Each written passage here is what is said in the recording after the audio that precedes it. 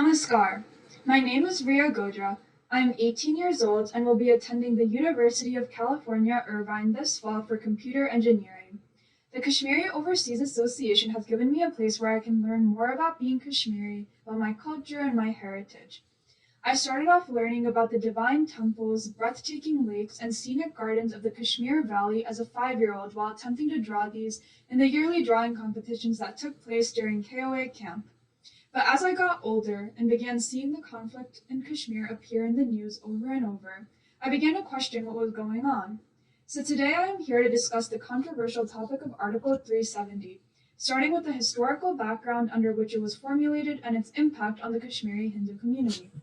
The ruler of Kashmir, Maharaja Hari Singh, was undecided on whether to join Pakistan or India.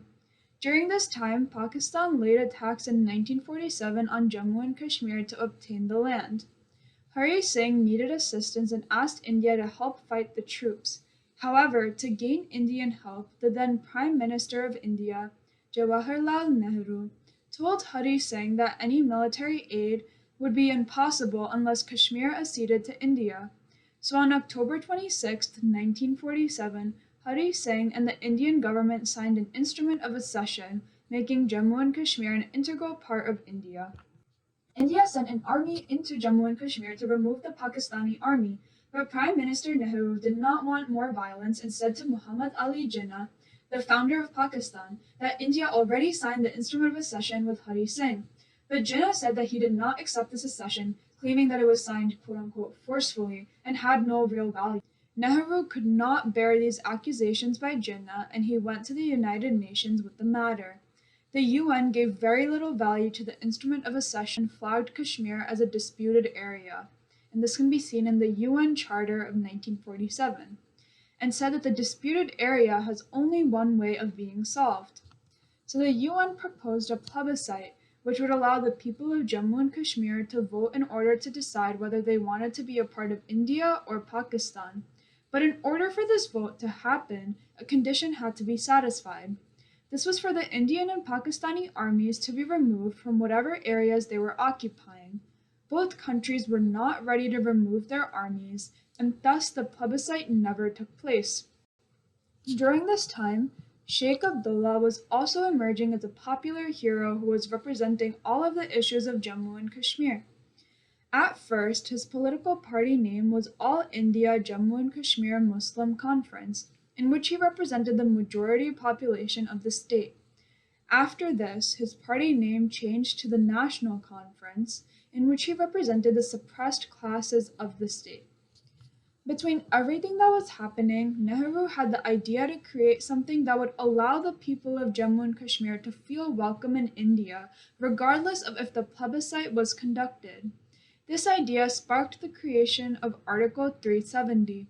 A meeting took place between the Indian government and Sheikh Abdullah, known as the Delhi Agreement, in which the conditions of the instrument of accession were discussed and incorporated into Article 370.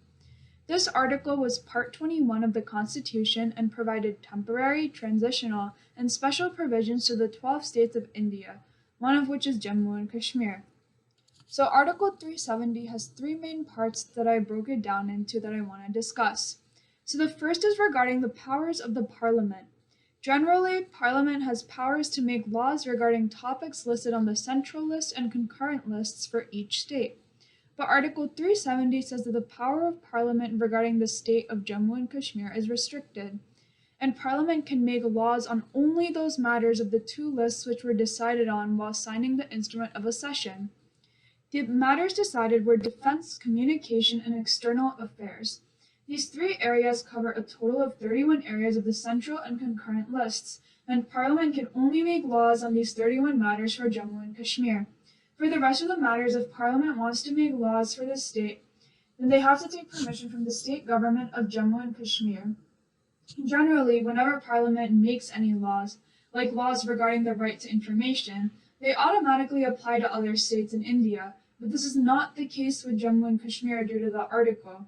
So the procedure there is that Parliament will first pass laws, and then those laws will have to go to the state assembly, which will ratify the laws made by Parliament.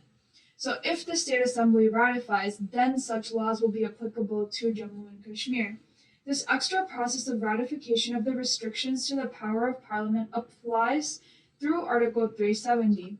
The second part of Article 370 directs which laws will be applicable to Jammu and Kashmir. Article 1 and Article 370 of the Constitution will be applicable in Jammu and Kashmir. Other than this, all those provisions of the Constitution will be applicable with which the President specified in his Presidential Order of 1954. This order is modified from time to time. All the laws specified in that order will be applicable to Jammu and Kashmir. Excluding this, other constitutional provisions will not be applicable. The third part, and the most important question, is if Article 370 can cease to exist. When will Article 370 not be applicable? Generally, in debates and discussions, this question arises about the legitimacy of its removal. The Article 370 Clause 3 says that if the Constituent Assembly of Jammu and Kashmir says Article 370 shall be removed or abrogated, and if the President, too, through a public notification says that it should be removed, then the article will cease to exist. The problem is that the Constituent Assembly of Jammu and Kashmir was dissolved in 1957. After the dissolution of the Constituent Assembly, the question arises if there is any meaning left to Clause 3 of Article 370. In my opinion, Article 370 has had a negative impact on the Kashmiri Hindu community and on Jammu and Kashmir overall, including everyone else that was living there who wasn't part of the Kashmiri Hindu community. If Article 370 did not exist, the demographics of the Kashmir Valley would have been so much more diverse. Instead of a Sunni Muslim majority, the Kashmiri Hindus, Buddhists, Christians, Sikhs, and Shia Muslims would have been able to flourish together. This article has also legitimized discrimination and hindered economic progress. Pakistan has an interest in preventing prosperity in Jammu and Kashmir and in the Ladakh area of Kashmir because a weak economy fuels separatist groups. They use terrorism as a political tool. This leads me to the next question I want to address, which is whether the terrorism would have still happened without Article 370. Although I don't feel that this is a black or white answer I can give, I believe there is still a possibility that terrorism would have taken place, but the possibility of it happening would have been reduced greatly. As I previously mentioned, if Kashmir would have been allowed to be more diverse rather than being overtaken by a Sunni Muslim majority, the one majority group would not have been able to bully their way through doing whatever they wanted with the state. The article also enabled them to have a certain exclusivity in their own constitution and laws, which was misused to create a semi-autonomous government in Kashmir, in guise that they were trying to secede or part away from India. Kashmiri Hindus and other minority groups would have most likely still been living and prospering in Kashmir without this article. The impact of the recent abrogation of Article 370 on the future of Hindus in Kashmir is very positive. With the removal of this article, Kashmir is finally given the opportunity to create just laws for every community to settle back in Kashmir. The article was against the progressive legislation that was being passed in India, such as affirmative action, equal rights for women, juvenile protection, and safeguards against domestic violence. Laws that protect the right to education and information under the Indian Constitution also did not apply in Jammu and Kashmir. But now the removal of this article finally allows Kashmir and Jammu to catch up to the progressive changes that took place in the rest of India. The indigenous people of Kashmir, the Kashmiri Pandit community, can finally have hopes to settle back to their native land again. Hindus can now go back and have a bright future ahead of them in Kashmir, along with everyone else that was forced to leave in the several exoduses that took place. To conclude, I wanted to share my opinion on this topic. I believe that the abrogation of Article 370 has finally corrected a grave historical blunder. The article has been abused by the Muslim Sunni majority and fostered an environment of vested interests which made it hard to keep a check on corruption, stalled progresses, and impeded economic development in Kashmir.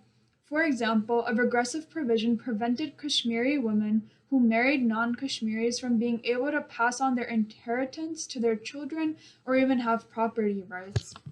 One thing I also wanted to point out is that mainstream American media has wrongly accused India of being Islamophobic ever since the repeal of Article 370. The Prime Minister of Pakistan, Imran Khan, and senior officials of his government have also been painting a picture of Indians cruelly causing turmoil in Jammu and Kashmir. The reality, though, is that India is the one who treats minorities fairly, while Pakistan does not. When Pakistan was created, its population comprised of 23% of minorities. That value is now down to 3%. Shias, Ahmadis, Christians, Hindus, and Sikhs can all testify to this tragic reality. Even fellow Muslims are not spared in Pakistan. Ask the Shia, the Pashtun, the Sindhi, or the Baloch people of Pakistan. On the other hand, Muslims in India are growing at the highest rate of any other community in the country. India now is the second largest Muslim population in the world and even elected a Muslim president. I hope that one day I am able to go back to Kashmir and be able to witness the beauty of the land, as it is known as the heaven on earth. And I hope that one day I'm able to see it without all of the conflict that's been going on. But more than just its natural beauty, I also want to go back and see the land which is the home to one of the oldest universities in the world, known as the Sharda Peeth. This ancient library was an important influence on the Eastern Hemisphere and visited by many intellectuals that took part in spreading the language of Sanskrit and the Sharda scriptures. The past of Kashmir, its beauty, academia, and welcoming nature gives me confidence that Kashmir will flourish again after the conflict finally resolves. Thank you so much for listening.